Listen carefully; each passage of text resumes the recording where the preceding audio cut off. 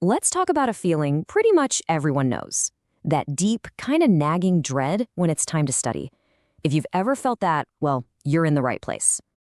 You know exactly what I'm talking about, right? There's a deadline creeping up, a textbook is just staring at you, and every single part of you wants to do anything else. It's that resistance, that feeling of being totally exhausted just thinking about it. And what do we immediately do? We blame ourselves. We think, ugh, I'm just so lazy, or I have no discipline.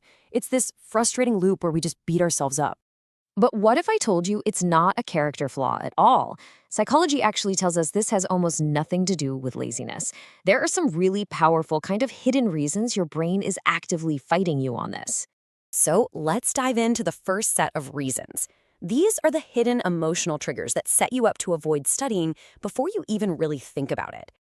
So this first one is huge, and it all boils down to a super simple psychological idea: association. Just think back for a second. For a lot of us, studying has always been tied to pressure, strict teachers, or just the fear of not being good enough. Over time, your brain creates a shortcut. Studying equals feeling bad. So without you even realizing it, it just tries to steer clear. Just opening a book can literally kick off a stress response. Okay, next up is a trigger that's a little more sneaky because it's all tied into our need to, protect our ego. This one is, honestly, it's fascinating. Sometimes not studying is actually a defense mechanism. I mean, think about it. If you don't really give it your all and you fail, it doesn't sting quite as much, does it? Your brain has a built-in excuse. And this is where it gets really interesting. It reframes the whole thing. It's not laziness, it's your brain playing defense.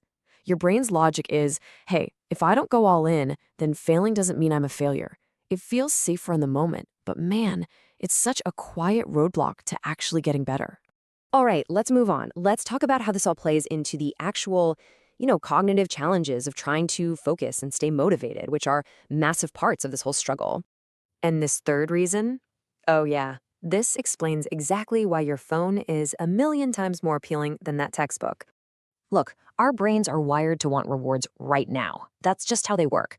The payoffs for studying, like good grades, a great career, they're all way, way off in the future. Without that quick hit of, hey, good job, the brain just gets bored and labels the whole thing as pointless. And this, right here, this just shows the battle perfectly. On one side, you've got all this stuff that gives you a quick little shot of dopamine, that feel-good chemical.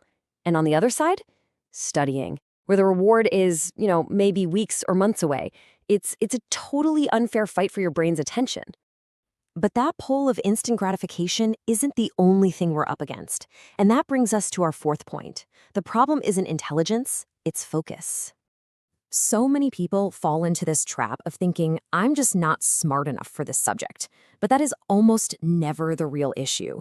The real problem is a lack of focus. When your attention is scattered all over the place or you're just mentally fried, even a simple task can feel like climbing a mountain. It makes you think the work is impossible, when really your brain is just too tired to engage. Okay, so for our last section, let's look at two big factors that have less to do with your internal feelings and more to do with your actual methods and your environment. This fifth reason might just be the one that gets overlooked the most. I mean, seriously, think about it. When did anyone actually teach you how to learn? Most of us just kind of default to rereading our notes or highlighting half the book. But those are really passive and honestly not very effective ways to learn. So when you put in all that effort and don't see results, of course you get frustrated, and your brain starts to fight the whole process. And finally, our sixth reason. This one proves it's not all in your head. Your surroundings have way more power over your behavior than willpower ever will. A noisy room, your phone buzzing every 2 minutes, or just not having a dedicated study space, all of that makes it incredibly hard to focus.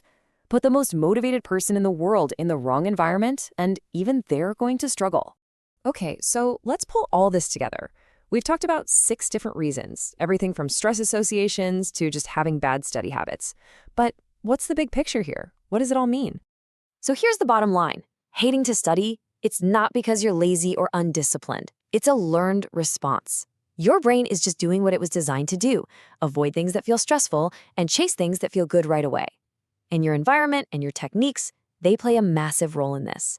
And the good news is, Those are things you can actually change. And that leaves us with this one final, really powerful idea. Hating to study isn't some fixed part of your personality. It's just a pattern your brain learned over time. And the most incredible thing about a learned pattern is that it can also